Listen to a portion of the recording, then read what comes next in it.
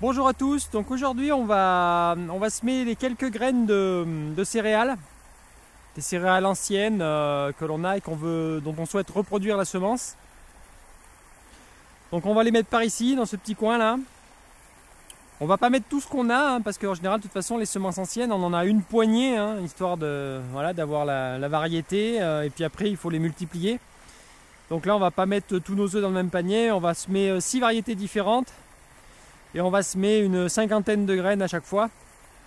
Comme ça, s'il y a un souci, une erreur, ou les limaces sont trop voraces, on aura toujours moyen de refaire une culture ensuite. Toujours faire ça parce qu'on a eu des soucis par exemple avec le seigle vivace l'année dernière. Le seigle vivace, on a voulu en mettre 2 mètres carrés, ça n'a pas fonctionné, donc heureusement qu'on avait plus de graines. Donc toujours être prudent là-dessus. Donc là, on va semer 6 variétés différentes. Ici, là. Donc j'avais commencé à nettoyer un petit peu le terrain, il y a des adventices qui repartent. Donc on remet un petit coup de ces griffes là, ces griffes rotatives là, qui font un très bon boulot. Pour ceux que ça intéresse, on en avait parlé sur les réseaux sociaux, donc je vous mets le lien de ce genre de griffes, celle-ci ou un autre modèle, peu importe, c'est tous le même, plus ou moins le même système. Ces griffes rotatives là, qui sont notre principal outil en fait. Avec le même système mais à main, c'est vrai qu'on fait... tout ce qui doit être, on va pas dire on fait travailler la terre, on ne travaille pas la terre, mais dès qu'on doit griffer ou faire quelque chose ou implanter une plante, on utilise ceci. Ça fait tout en même temps, ça ne mélange pas trop le sol, ça gratte en superficie. Voilà, donc pour ceux que ça intéresse, je vous mets le lien en description. Voilà, donc ce sera du blé d'hiver. Donc tout l'hiver, il va s'implanter là. Donc on va faire 6 portions de terrain. Voilà donc à peu près ce que ça donne. Donc nos 6 secteurs. Donc là on va semer des blés, blé, épeautre. Donc ce sont des plantes autogames, donc il n'y a quasiment aucun risque de mélange, ni de croisement ou d'hybridation. Donc c'est pour ça qu'on peut se permettre de faire 6 variétés côte à côte. Donc le but ici c'est clairement de reproduire de la semence, pour en avoir de plus en plus, pour semer des parcelles plus conséquentes.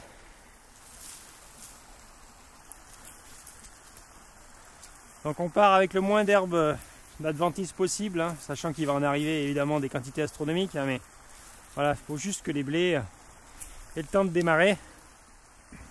Après les blés seront au-dessus des adventices, donc il n'y a pas de souci de ce côté-là. Donc voilà, on va faire ça pour des centaines de variétés en fait. On va en reproduire plusieurs. D'ailleurs, si vous connaissez, si vous avez des variétés rares, anciennes, et que vous souhaitez les partager, n'hésitez pas à nous contacter. On est toujours à la recherche de céréales comme les blés vivaces par exemple. On recherche activement du blé vivace. On vous montrera déjà le seigle vivace qui est très intéressant. On a pour projet de faire quelques hybridations aussi, quelques créations variétales à partir de ces poules génétiques qui sont très intéressants, pour faire des céréales vivaces en fait, qu'on ne planterait qu'une fois dans sa vie. Ça fait partie des projets qu'on a ici. Donc c'est pour ça qu'on va tester toutes ces céréales et voir celles qui se développent le mieux, et tester des farines, les différentes façons de les utiliser pour faire notre choix, pour ensuite faire des pains aux céréales anciennes. Voilà, donc généralement quand on part d'une race ancienne, qu'on arrive à retrouver certaines variétés presque perdues et disparues, voilà à quoi ça ressemble. On en a une petite poignée, donc là on en a gardé à peu près autant, même voire un petit peu plus de côté au cas où il y a un souci.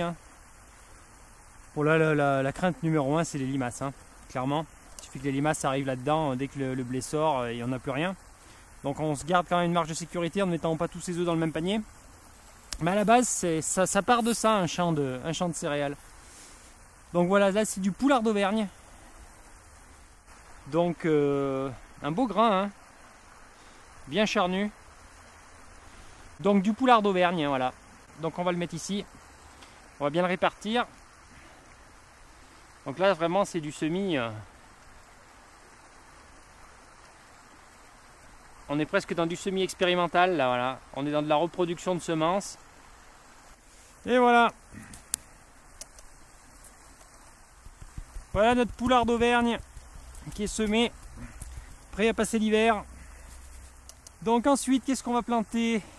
Eh ben, on va planter de l'épeautre blond ou épeautre doré, il s'appelle également. Donc voilà ce que ça donne. Donc de l'épeautre doré ou épeautre blond. Un petit peu moins charnu que le poulard d'Auvergne.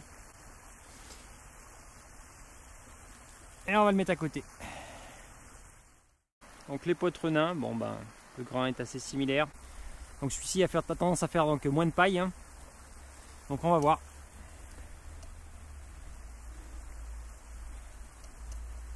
Comme ça ils seront côte à côte, les deux épeautres, on pourra les comparer. On va mettre de la pétanielle noire. Pétanielle noire, des grains assez sympas, hein, assez dodus. Hein, qui font penser un petit peu au poulard d'Auvergne. Donc la pétanielle noire. Pétanielle blanche cette fois. Donc là des grains un petit peu plus clairs. Toujours bien dodus, hein, même voire presque plus. Des beaux grains, donc la pétanielle blanche.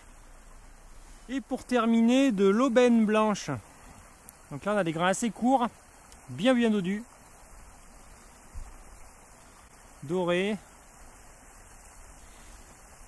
Pour l'aubaine blanche, donc on a nos 6 carrés de culture. Nos 6 variétés de céréales. Donc maintenant on va croiser les doigts pour que ça démarre bien. On va arroser tout ça bien évidemment. Et on va bien y surveiller. Alors je ne vais pas la pailler hein, volontairement pour ne pas avoir de limaces, hein, pour ne pas les attirer. Donc je contrôlerai juste l'humidité les premiers jours là, pour que ça démarre bien correctement. Ce sont les premières gelées arrivent là maintenant, donc on va voir un petit peu ce que ça va donner.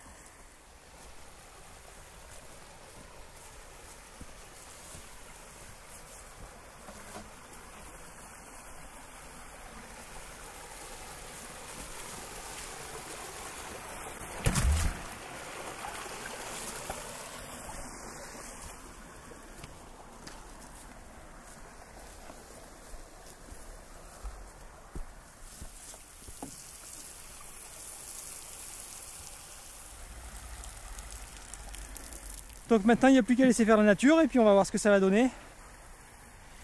Donc on vous fera des vidéos de l'évolution, hein, les réussites, les échecs peut-être. Et on verra donc pour cette reproduction de céréales anciennes.